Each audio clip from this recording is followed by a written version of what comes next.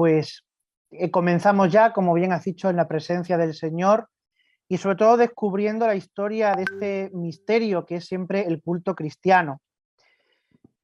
Hoy vamos a iniciarnos, voy a ir compartiendo la pantalla aquí. Compartir. Bien. ¿Lo ven bien, verdad?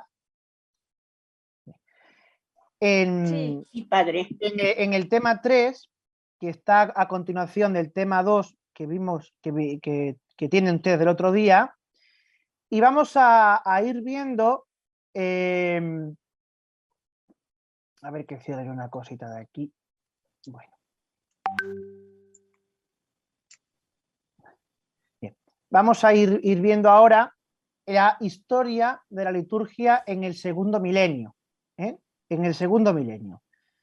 Ya voy yo haciendo un aviso a navegantes. Porque claro, ahora vamos a tratar temas donde seguramente los más amantes acérrimos de la tradición romana a lo mejor se pueden escandalizar de alguna cosa que digo. No es mi intención escandalizar a nadie, pero sí, bueno, pues ofrecer los datos históricos para que tengamos una buena comprensión de la liturgia. Mira, todo lo que yo voy a decir hoy y todo lo que dije el otro día está en estos libros. Voy a presentarles un libro ahora, que es un clásico, no sé si lo aprecian aquí en la cámara, de Xavier Basurco. Está editado en España, en la editorial Centro de Pastoral Litúrgica. Y es una historia de la liturgia. Recording in progress. Tiene algunas particularidades, bueno, algunas tendencias un poquito así extrañas, pero, digamos, en general merece la pena leer este libro en la medida en que podáis haceros de él. No sé si estos libros allí se publican o llegan con facilidad o cómo lo podéis conseguir, ¿no? Es este, La historia de la liturgia de Xavier Basurco. Y un segundo libro importante también de Theodor Clauser, que es Una breve historia de la liturgia occidental. Este es un folletito, un libro traducido también por el Centro de Pastoral Litúrgica, que también es de muy recomendable lectura. Bueno, pues entramos ya en el culto cristiano en el segundo milenio. A ver qué ocurre en el segundo milenio. Aquí ya la cosa, digamos, se va haciendo pues un poquito cada vez más compleja, ¿no? Estamos ya en el año 1000, ¿de acuerdo? En el año 1000, y en el año 1000, siglo XI, se van a producir, digamos, tres acontecimientos que van a marcar el segundo milenio. Uno es de poca importancia, pero que a partir del siglo XII y luego sobre todo con la Reforma Protestante, pues va a reaparecer, que es el milenarismo.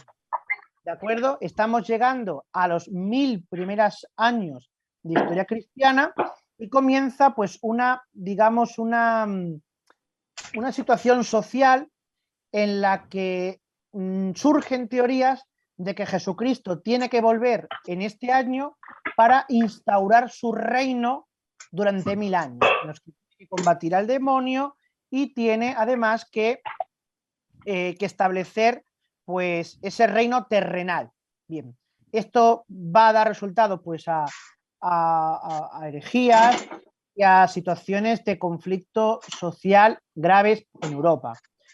Por lo tanto, va a ser condenado por la Iglesia. Pero al lado de este hay dos acontecimientos también importantes, que es el cisma de Oriente, que se produce en el año 1054. En ese año, bueno, hay que retrotraerse un poquito antes.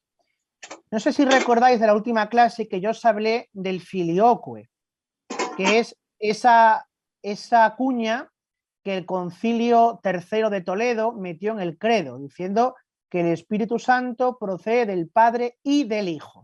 Filioque significa y del Hijo.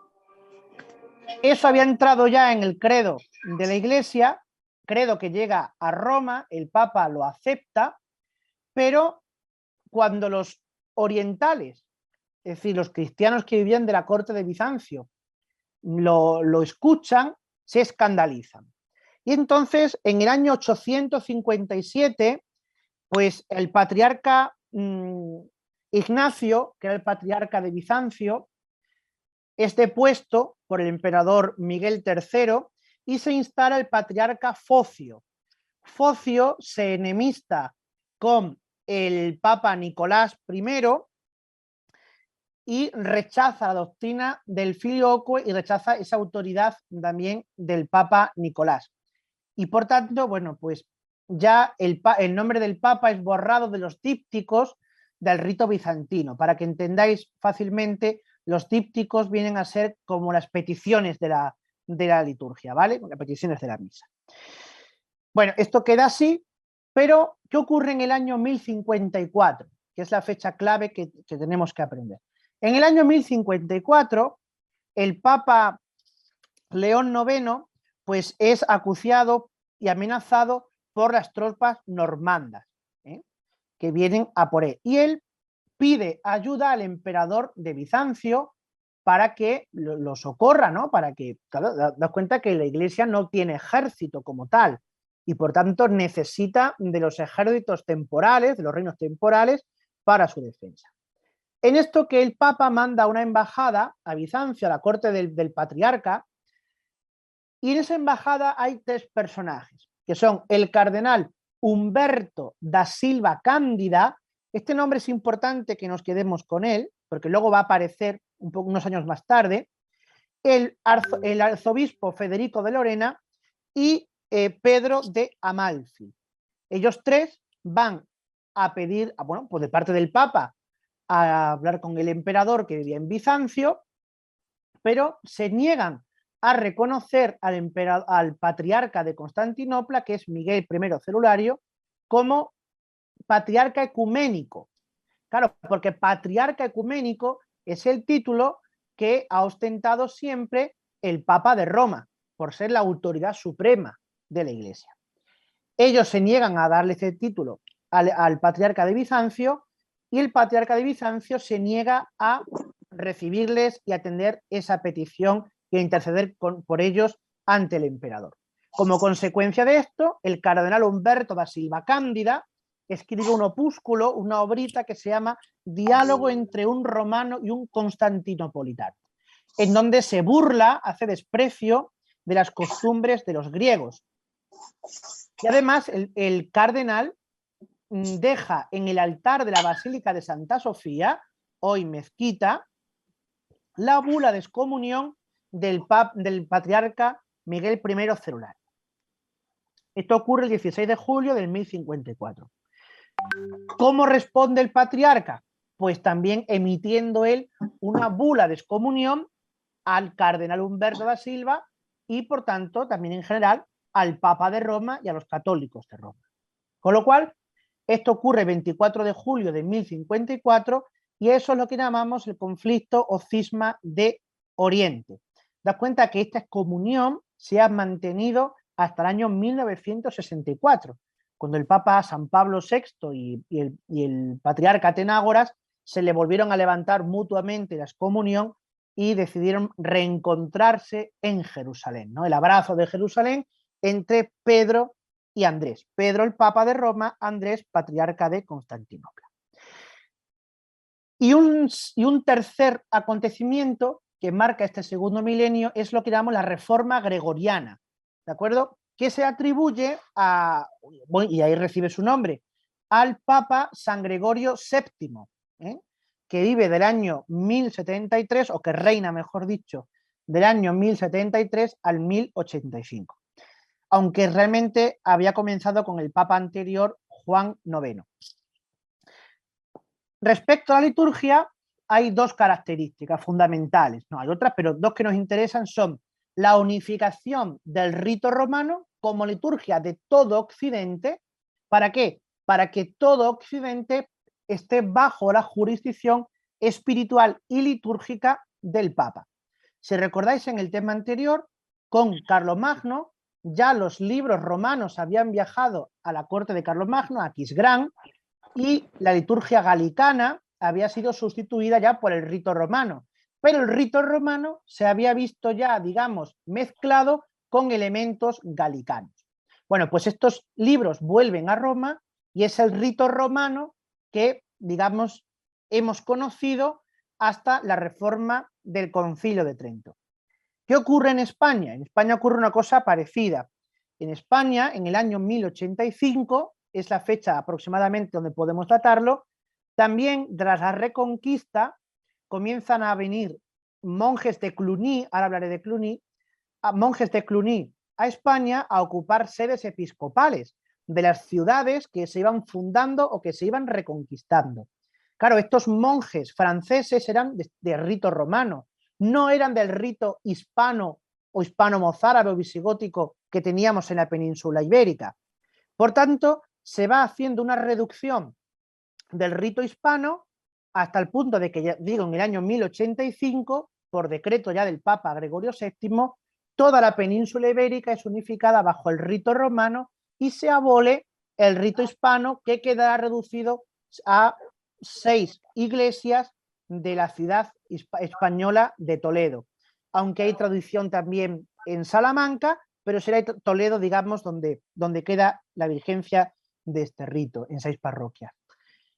Y otra cosa es el canto gregoriano, que era el canto romano ya galicanizado, que también se va a imponer como canto propio del rito romano, se va a popularizar para que la gente sepa cantar la misa romana, y esto va a conllevar pues que muchas piezas, muchos cantos de los otros ritos, rito galicano o del rito hispano-mozárabe, se van a perder. Lo que hoy se conoce, pues digamos que se conocen los textos, pero hoy es muy difícil saber cómo se cantaban los cantos en el rito hispano-mozárabe. Y con todo y con esto, ya digo, se va a marcar el segundo milenio del culto cristiano. En el siglo XI, siglo XII, va a surgir la que podremos considerar formalmente la primera herejía contra la Santa Eucaristía. Esta primera herejía va a ser protagonizada por Berengario de Tours. Berengario de Tours, que lo tenéis aquí, siglo XI, XII, XIII, Berengario de Tours va a iniciar o a difundir, mejor dicho, porque más corre muy rápido por Europa, una concepción realista, simbólica de la Eucaristía. Él dice que en la Eucaristía no es propiamente el cuerpo y la sangre de Cristo, sino un símbolo que nos remite a esa realidad del cuerpo y de la sangre de Cristo. Es un símbolo de la presencia de Cristo en medio de nosotros, pero no se puede decir que sean realmente cuerpo y sangre de Jesucristo. Claro, ante la herejía de Berengario de Tours, Roma va a responder con fuerza y va a obligar a este sacerdote a retractarse de su herejía. Lo va a hacer en 2 sínodos romanos, en 2 concilios romanos, uno en el año 1070 y otro en el año 1075 o 1085. Os dije antes que os quedaseis con un nombre, Humberto, el cardenal Humberto da Silva Cándida, porque este señor va a ser el que escriba la profesión de fe eucarística de Berengario de Tours, en la cual se le obliga a Berengario a retractarse primeramente de sus doctrinas y a afirmar que efectivamente cuando comemos la Santa Hostia, el pan y el vino, realmente, dice literalmente la fórmula, estamos masticando y triturando con los dientes el cuerpo y la sangre de nuestro Señor Jesucristo. Berengario se retracta, Berengario acepta la corrección de Roma, pero años después vuelve otra vez a difundir su doctrina y ya digo, en el año 1075, 1080 más o menos, vuelve otra vez a ser condenado por la Iglesia. Claro, la doctrina de Berengario, os dije, había difundido muy rápido y había que luchar contra esa doctrina. ¿Y cómo se lucha contra esa herejía? Aparte de las condenas formales de su doctrina. Bueno, con lo que iba a llegar, digamos, a la piedad popular, que son los gestos litúrgicos. Por eso, en esos siglos, final del siglo XI y todo el siglo XII y XIII, comienza a ponerse candelabros en el altar y en la cruz. Antes no, antes estaban fuera, pero ahora comienza a adornarse el altar. Y además, para enfatizar la creencia en la presencia real de Jesucristo en la Eucaristía, comienza a elevarse la hostia, se la inciensa, se hace tocar la campanilla y además se coloca una lámpara en el sagrario. ¿Para qué? Para advertir de la permanente presencia real de Jesucristo en la Santa Eucaristía. En el siglo XIII, el Concilio IV de Letrán va a fijar la norma que actualmente tenemos como, digamos, mandamiento de la Iglesia, de la confesión anual y de la comunión pascual. Este concilio, cuarto de Letrán, es en 1215.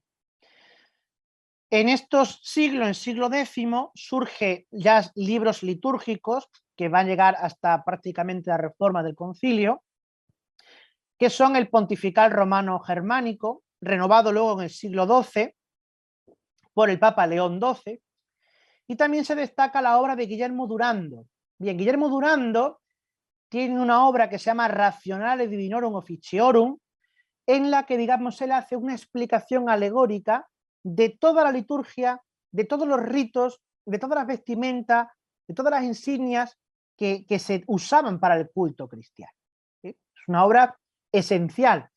Creo que solamente conozco, esta obra está en latín, lógicamente, y que yo sepa hay una traducción al inglés de una parte de esa obra, pero no hay una traducción que yo conozca, si alguno la conoce, que me lo diga, estaré encantado de conocer, de esta obra al español. Creo que no existe. La estructura de la misa se va a ver alterada ya en el siglo X con todo esto. Se introducen elementos devocionales, por ejemplo, un elemento devocional va a ser el ansia de ver la hostia cuando se levanta. Pues había que levantarla en alto, muy alto, para que la gente la viera y digamos, se establece la comunión visual. Y bueno, parejo a ello, pues iban ligadas a una serie de indulgencias, de validez de la misa, etc.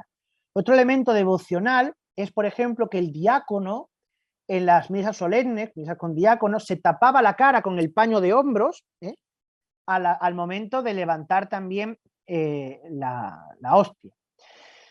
La ofrenda del pan y del vino por parte de los fieles se sustituye ahora por un ofertorio que solamente el sacerdote, ayudado por un monaguillo, realiza. Comienza a consagrarse solo con pan ácimo, en la forma actual que conocemos, en la oblea, y la comunión se da bajo una especie, excluyendo a los fieles del cáliz. Esto es importante porque es verdad que hay, sobre todo en el siglo XIII, se va a fundamentar esta práctica a raíz de la doctrina de la concomitancia. La concomitancia, para que entendamos, es que en el pan está el cuerpo de Cristo, pero concomitante, es decir, formando parte indisolublemente, no se puede disociar, está la sangre de la divinidad. Y en el cáliz está la sangre de Cristo, pero concomitantemente también su cuerpo, alma y divinidad. Y segundo, por una ración higiénica, y es que no se mezclen las babas, la saliva de los fieles que bebían del cáliz, porque la intinción es algo que va a venir posteriormente.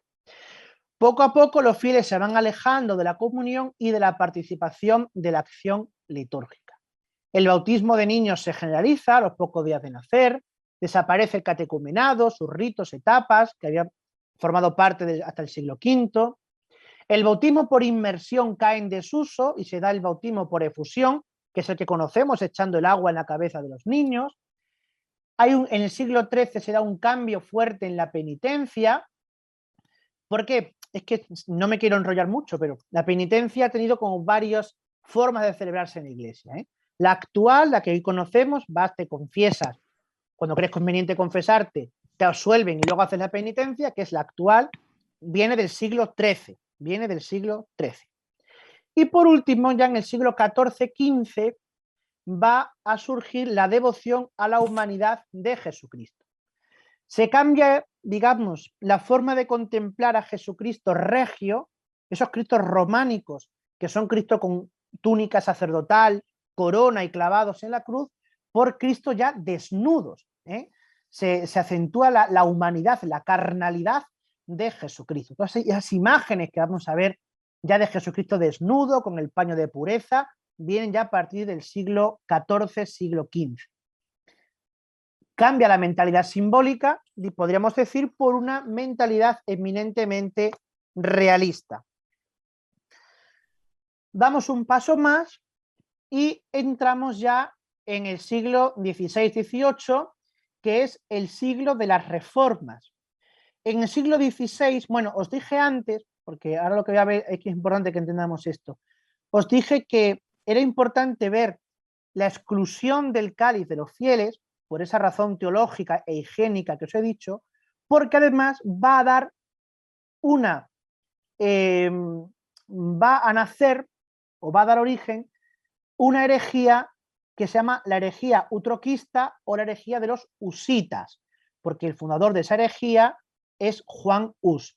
Los utroquistas decía que en ambos, que como en ambos, en el pan y en el vino estaba el cuerpo y la sangre de Cristo, había que dar de comer y de beber a los fieles con ambas especies. Ambas, en latín se dice utroque o utraque, ambas. Y de ahí viene la palabra utroquistas o utraquistas. ¿Quién es el que postula esto? Repito, es Juan Hus, de ahí la herejía husita. En el final del siglo XIII, principio del siglo XIV, surge una corriente que rompe con el realismo de la escolástica, que es el nominalismo de Guillermo de Ockham, de Gabriel Biel.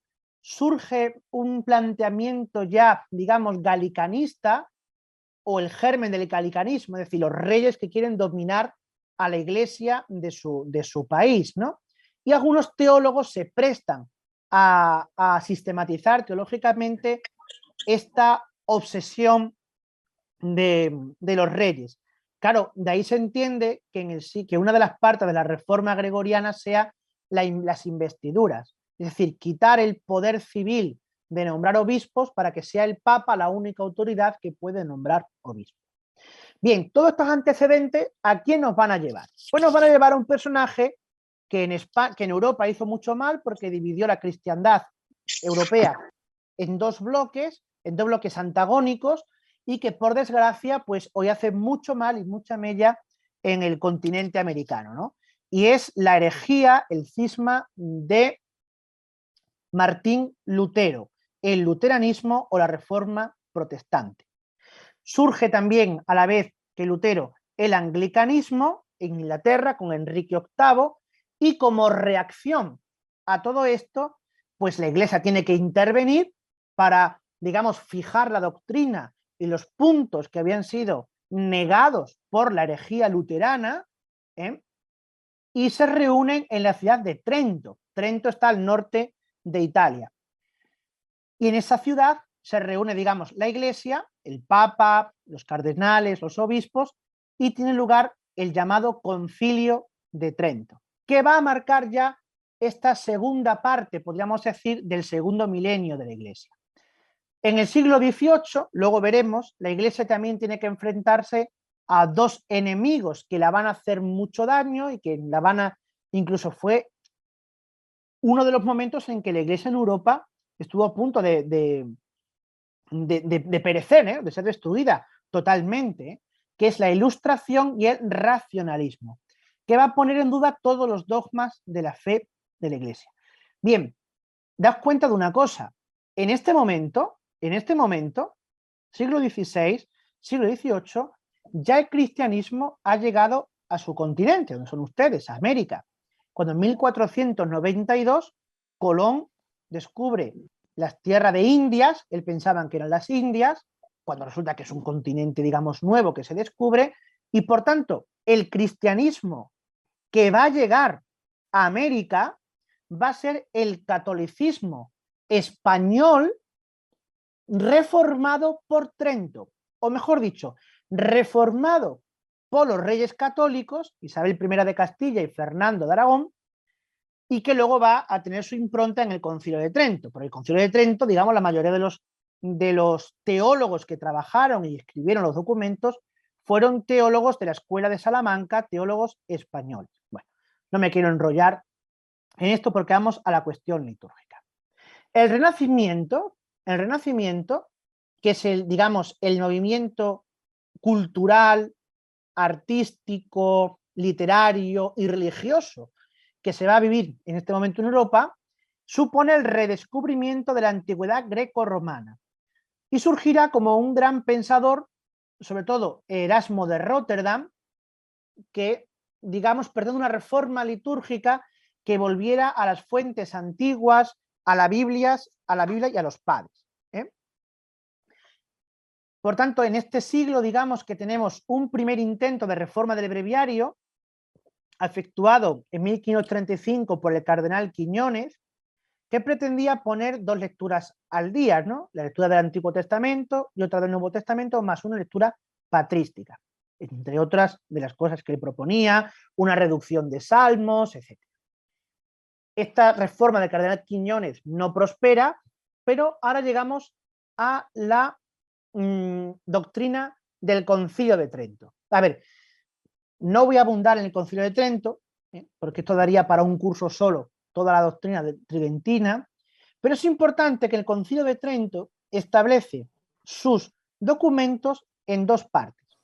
Una exposición doctrinal, con capítulos, y a cada exposición doctrinal le corresponde una serie de cánones que anatematizan a quienes nieguen esa doctrina que la Iglesia defiende. Esto tiene de positivo que a la hora de abordar la necesaria reforma litúrgica que la Iglesia demandaba, haya unos principios claros de qué se quiere hacer. El Concilio de Trento termina en el año 1963, en 1563. Daos cuenta de una cosa, Concilio de Trento se inaugura en 1545 y se clausura en 1563. Casi 20 años de concilio. No es que fueran 20 años reunidos en Trento. Al principio fue una ciudad, Ferrara, luego acabó en Trento, pero digamos que fueron 20 años trabajando sobre los documentos de la Reforma. Documentos que se hacían con las obras de Lutero delante. Concilio al que fueron invitados los seguidores de Lutero, que se negaron a asistir.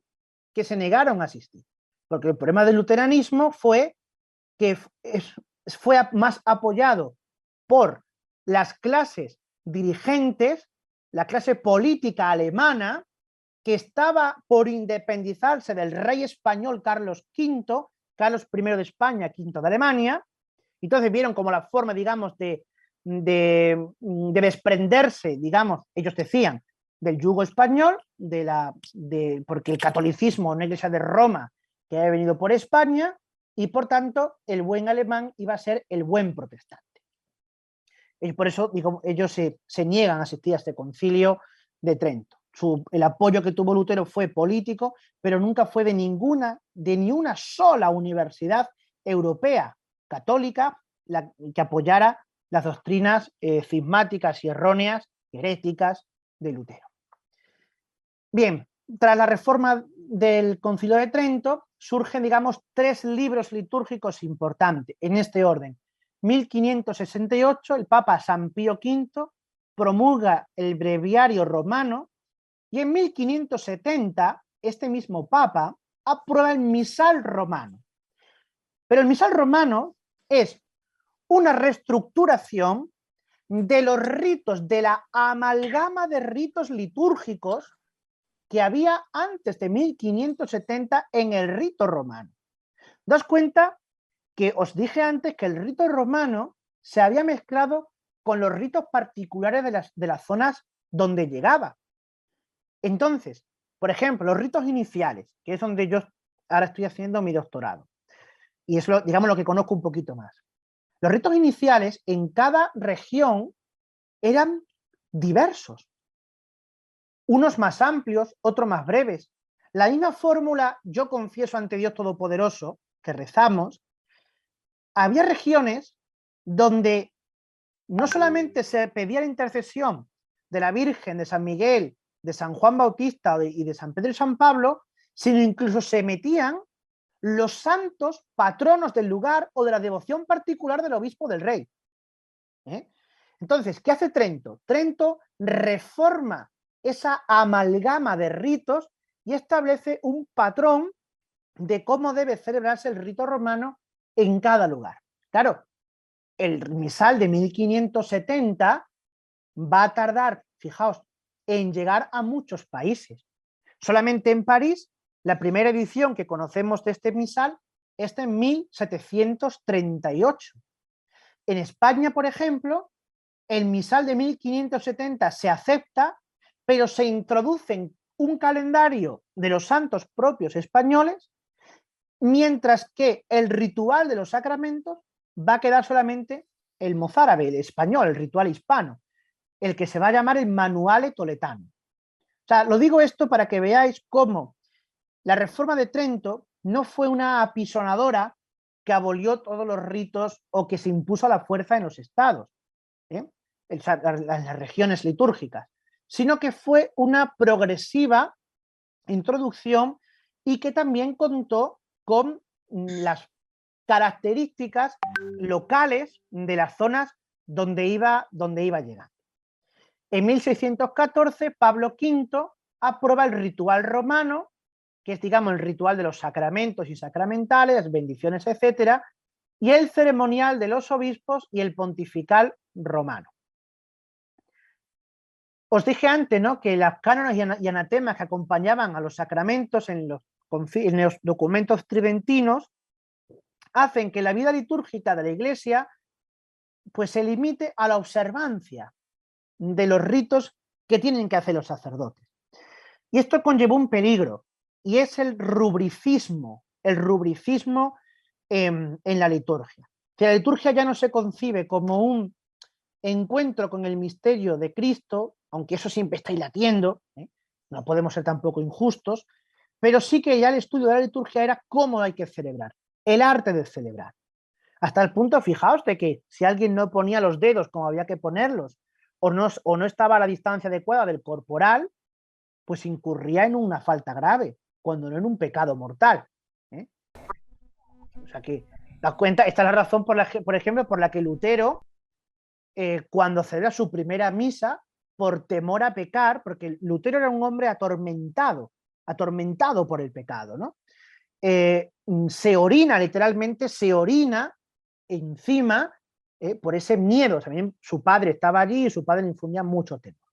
Bueno, Lutero es un personaje un poco extraño y un poco sórdido que daría también para una sesión monográfica.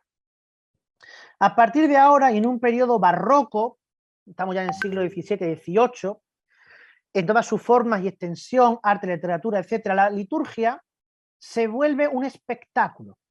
Es el tiempo, digamos, del dramatismo litúrgico. La liturgia es algo dramático, es una obra de teatro, entiéndase bien lo que estoy diciendo, no lo estoy diciendo en estilo, en un sentido despectivo, por favor, no me entendáis así. Pero sí se concibe como una obra teatral, una representación teatral de ese misterio. Por ejemplo, el Domingo de Ramos se introduce un rito, y es que cuando llega la procesión de Ramos a la iglesia, con la cruz procesional, ¡pam, pam, pam, pam!, se golpea la puerta del templo y se dice: abrid las puertas del triunfo, va a entrar el Rey de la Gloria. Y el coro que está dentro de la iglesia dice: ¿quién es el Rey de la Gloria? El Señor héroe victorioso, Él es el Rey de la Gloria. Entonces se abrían las puertas de la iglesia y entraba ya el cortejo del Domingo de Ramos, ¿no? Bueno, eso es una de las cosas. Otra cosa es, por ejemplo, el cubrir las imágenes con velos en el Viernes Santo, el oficio de tinieblas. Claro, no os he dicho una cosa, en el siglo XIV en Europa ocurrió lo que se llama la peste negra. La peste negra causó una mortandad inmensa en Europa. Y eso va a marcar, junto al milenarismo que os dije antes, va a marcar una forma de concebir la muerte, ya no como un encuentro pascual, con Jesucristo, sino como algo dramático. La muerte es algo que nos recuerda al juicio final. Y por eso la liturgia de difuntos, que se crea en el siglo XIV, pues que es la que hemos conocido hasta 1970, pues reviste también ese dramatismo, ¿no? Das cuenta que en este siglo son las grandes obras musicales, las grandes misas de Beethoven, de Mozart, de Chopin, que son misas, digamos, cantos, formas de interpretar el canto litúrgico, donde la música va por un lado y la celebración litúrgica va por otro. Pensad, por ejemplo, si conocéis, en el Requiem de Mozart. Solamente la secuencia Dies Irae, Dies Illa ocupa más de media hora. También estable. Entonces, digamos que todo eso va a influir negativamente en la liturgia. En este siglo surge, bueno, en el siglo XIII surge también la devoción al Santísimo Sacramento y surge la exposición del Santísimo Sacramento, ¿no? Sobre todo a raíz de la fiesta del Corpus Christi. Y todo eso se concibe como el espectáculo de la corte de un gran rey, Por eso se entronizan la custodia, se ponen esos manifestadores altísimos, como reacción incluso a la herejía luterana respecto de la Eucaristía.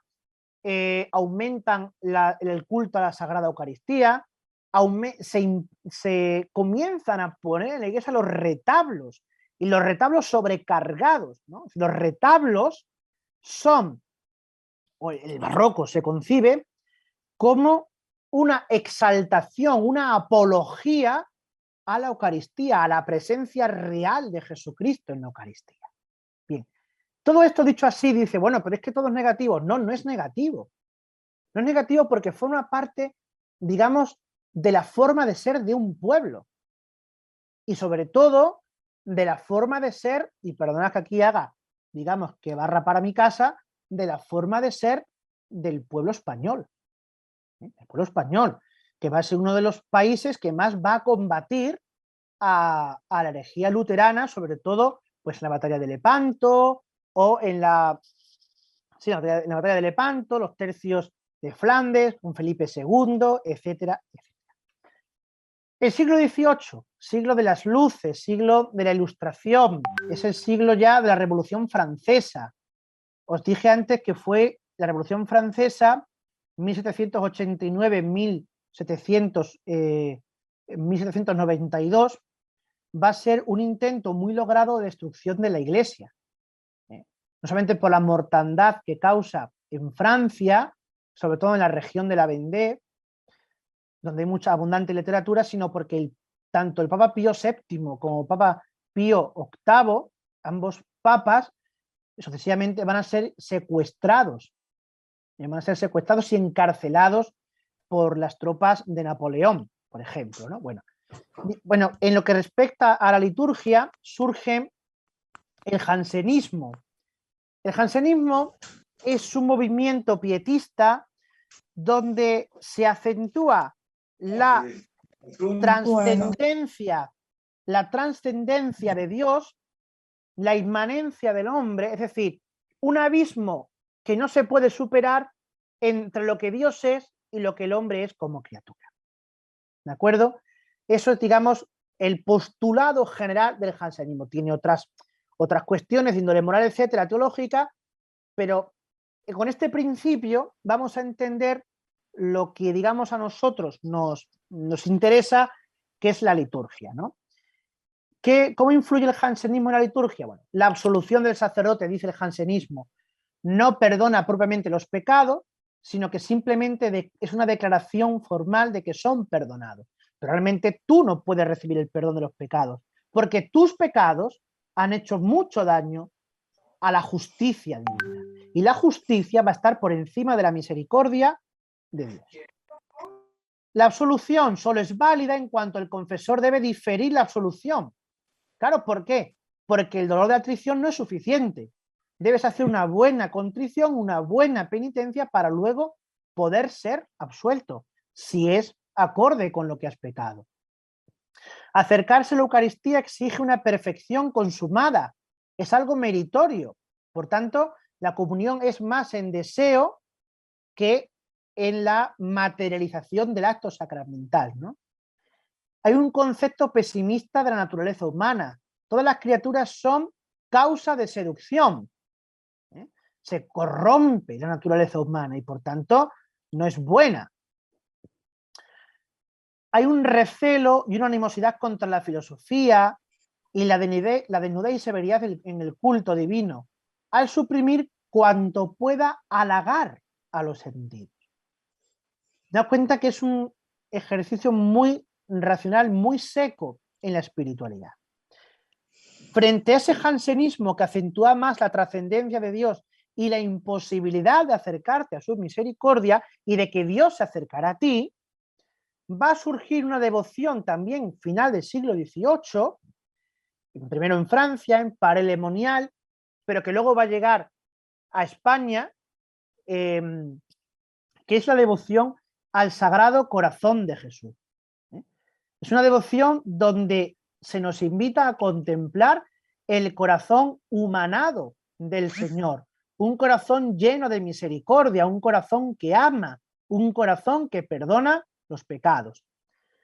También surge el sínodo de Pistoia, por influencia de Leopoldo II de Austria, que este va a pretender, digamos, hacer de la religión católica una religión de Estado, en la que él va a dar, digamos, fijaos, va a, con su mujer, va a establecer el sistema de estudio de los seminaristas, quiere que los obispos ya no tengan necesidad de Roma ni de ser nombrados por el Papa.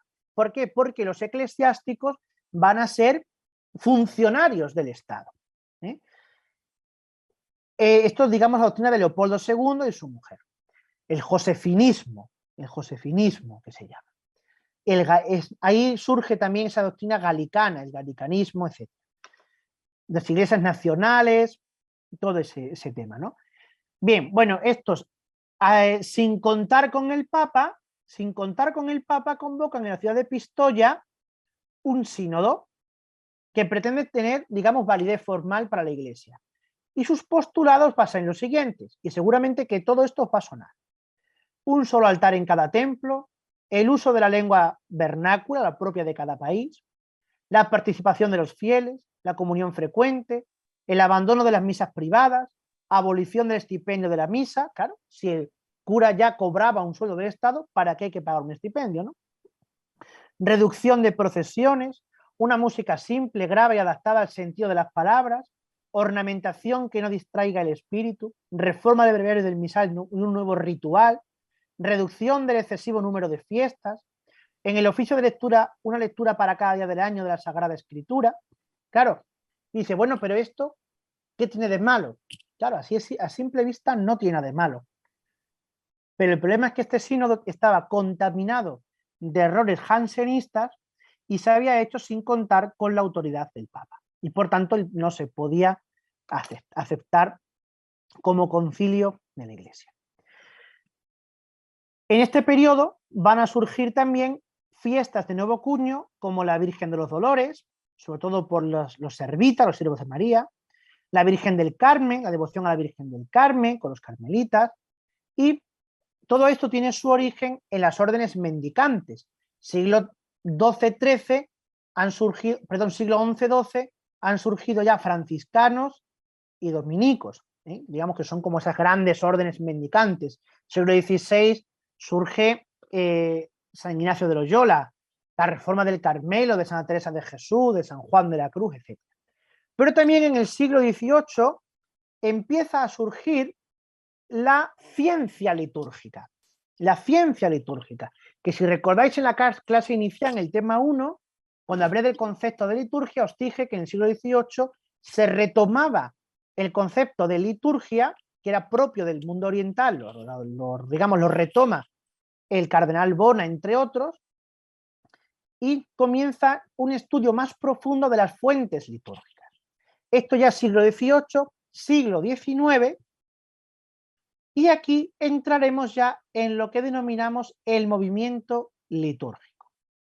Se trata de una corriente teológico-pastoral que, basándose en los estudios e investigaciones sobre las fuentes que ya en el siglo XVIII se habían hecho, de los santos padres, de documentos antiguos, cristianos, etcétera, promueve cambios y reformas en la vida litúrgica de la Iglesia para acercarla a los fieles o para acercar, digamos, también a los fieles a la liturgia.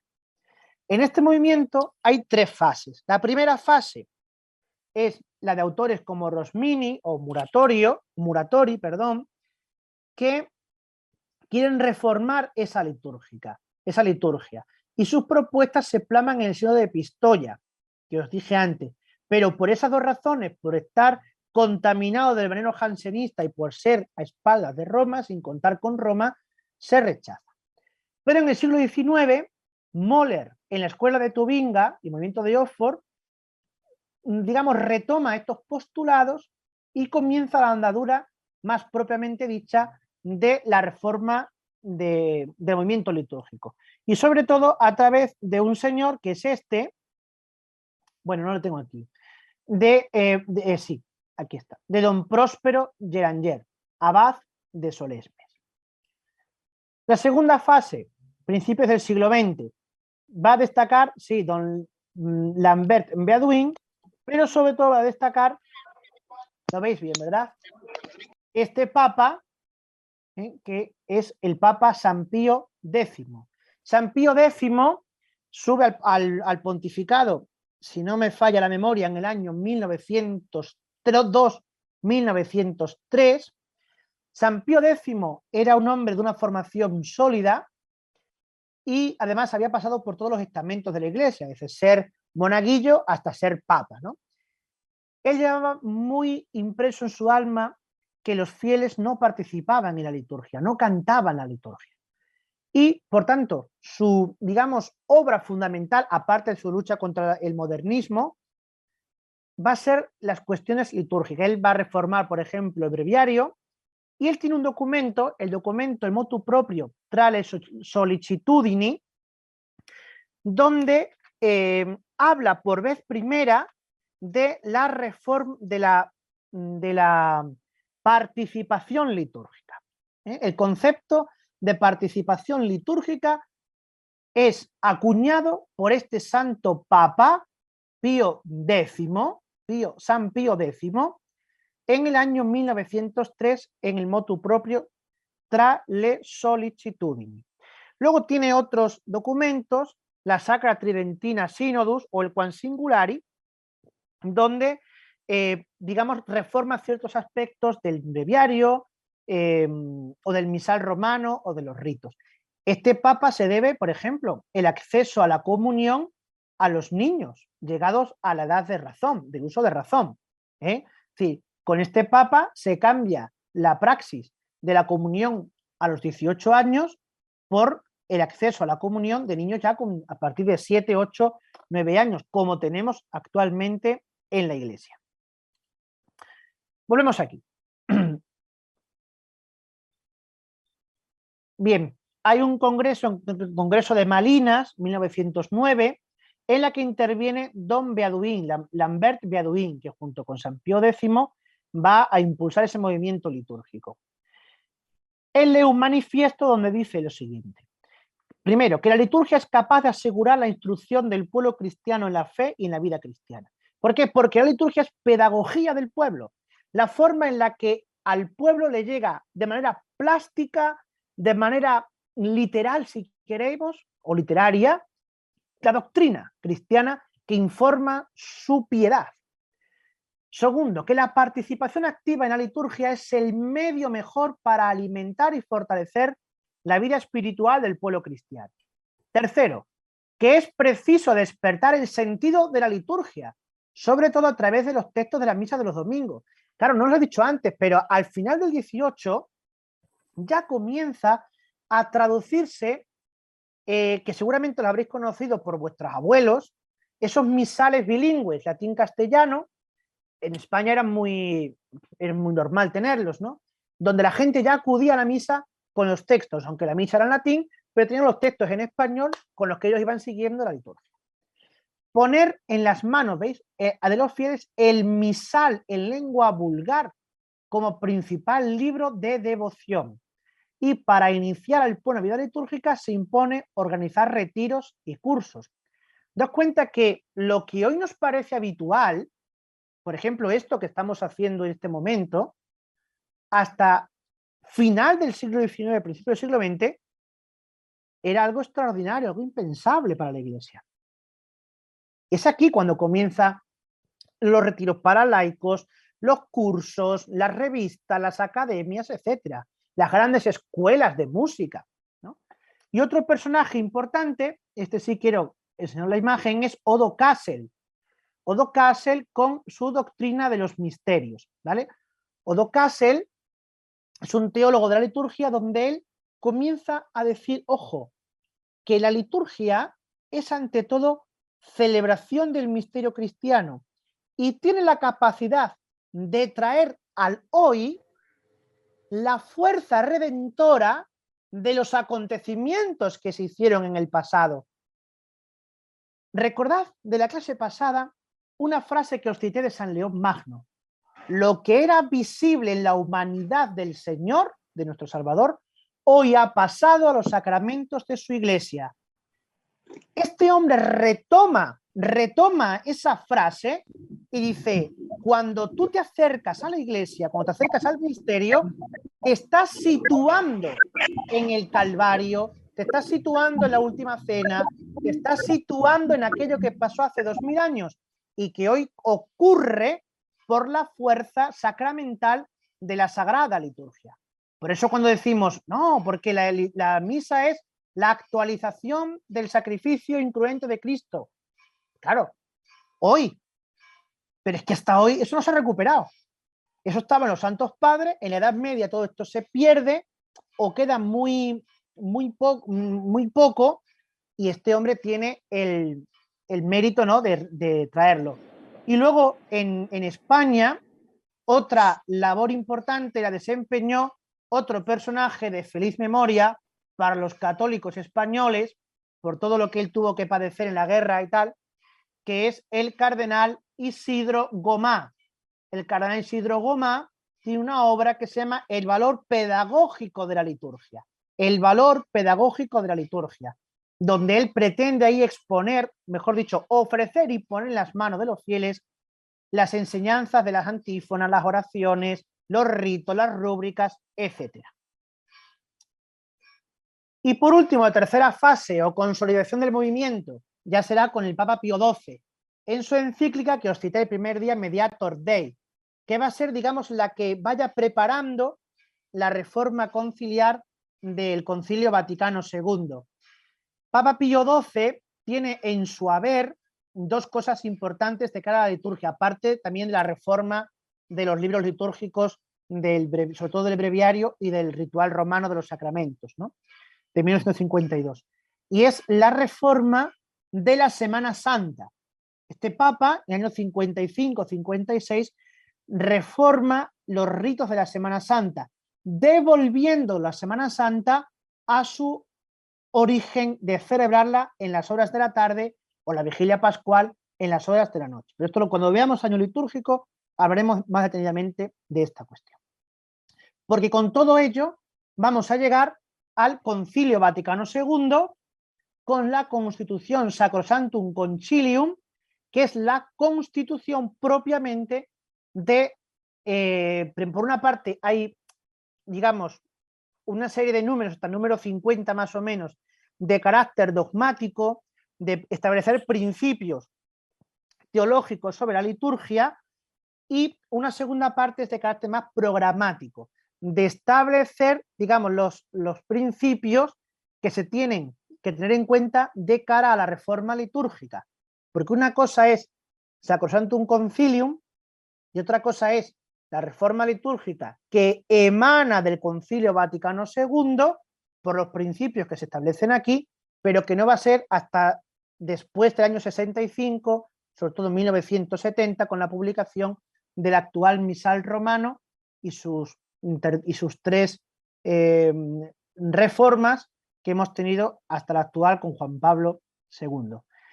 Esta Constitución, Sacrosanctum Concilium, que es el documento vigente actual en la Iglesia, pues hizo suyas todas las aspiraciones apostólicas y litúrgicas del movimiento litúrgico iniciado final del 19, principio del 20. Y aquí dejo la exposición de mi clase por si queréis hacer alguna pregunta, alguna cosa que yo pueda contestar. Perdón, padre, antes que nada, hermanitos, vamos a organizarnos. Gracias, padre, por la charla. Hay muchas preguntas en el chat. Hermanitos, lo más aconsejable siempre, esto es un consejo de la academia, porque estamos en función de alumnos, es prestar atención a la clase. Cuando tenemos después dudas, las preguntamos al final, siempre al final, esperamos a que el expositor termine, nos concentramos en esto que es palabra de Dios, porque el Padre nos está hablando acerca de la Iglesia, el cuerpo de Cristo, y estamos aprendiendo. Y al final podemos hacer las preguntas. Antes de que pasemos a las preguntas específicas al Padre, porque si no a lo mejor preguntan cuestiones técnicas, y yo quiero dejar al margen al Padre de esto, que no es no es así su incumbencia, porque él está para explicarnos sobre liturgia y quedarse tranquilo de que todo lo otro está resuelto. En los grupos de WhatsApp ya dijimos que está en el link de todas las clases para que se acostumbren a buscarlo y no haya que estar mandándoselos una hora antes. Ya con la costumbre de ustedes buscarlos, no estamos todos corriendo último momento. Después, los PDFs se mandaron, el PDF 1, y en el PDF 2 están el punto 2 y el punto 3. El Padre, todo lo que ha expuesto hasta ahora ha sido mandado a los grupos. Como algunos se unieron después, ya prevemos y en un ratito les vamos a volver a mandar otra vez todos los PDFs para que lo tengan. Las clases son grabadas, pero estamos teniendo en la nube para poder bajarlas a el canal de YouTube Mater Fátima Formación. Pero hemos tenido algunos problemas con respecto a poder bajar de la nube las clases y entonces están un poco atrasadas. Ya se van a mandar o ustedes las van a poder encontrar en su momento en YouTube. Así que está todo bajo control, hermanos. Le va a llegar todo, quédense tranquilos, aprendamos a aprender justamente de Dios, con tranquilidad, con paz, y siempre rezando, hermanos, porque la tecnología está en las manos del Señor en este momento, porque es el medio con el que queremos llegar a todos ustedes y con el que queremos aprender. Gracias, Padre, por esto, y ahora usted sí, cuando usted quiera, Padre, contestamos preguntas para el Padre, por favor.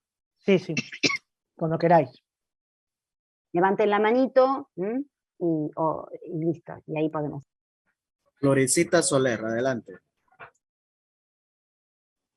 Buenas tardes, Padre Francisco, buenas tardes, servidores y todos los hermanitos. Padre, yo tengo una duda que se ha venido viendo en la parroquia de aquí de mi ciudad, desde Duitama, Boyacá, Colombia. Suspendieron el toque de la campanilla en el momento de la consagración. Algunos fieles pedimos que pues se haga como ese toque, porque como que uno se concentra y sabe uno en el momento en que uno tiene que estar arrodillado en el momento de la consagración. Pregunta, ¿eso es litúrgico que no nos vuelvan a tocar la campanilla? Segunda pregunta, Padre. Hay unos sacerdotes que nos dan las 2 especies en el momento de comulgar. Está bien hecho que a cualquier persona le dé el sacerdote la copa ya consagrada con la sangre de Cristo para que la sostengan mientras él la da en las 2 especies. Muchísimas gracias, Padre. Dios lo bendiga.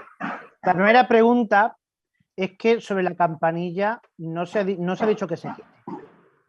En la reforma litúrgica actual la campanilla se permite. Con lo cual, si la han quitado, su razón tendrán, a lo mejor es que les molesta el sonido de la campana o algo, ¿no? Pero no está puesto en ningún lugar que se quite la campana, con lo cual yo creo que es hasta recomendable que se vuelva al uso. Y sobre la segunda pregunta, las especies, o sea, comulgar bajo las 2 especies, puede comulgar cualquier fiel. De hecho, hoy la reforma litúrgica dice que se dé a comulgar bajo las 2 especies. Otra cosa es quien ayude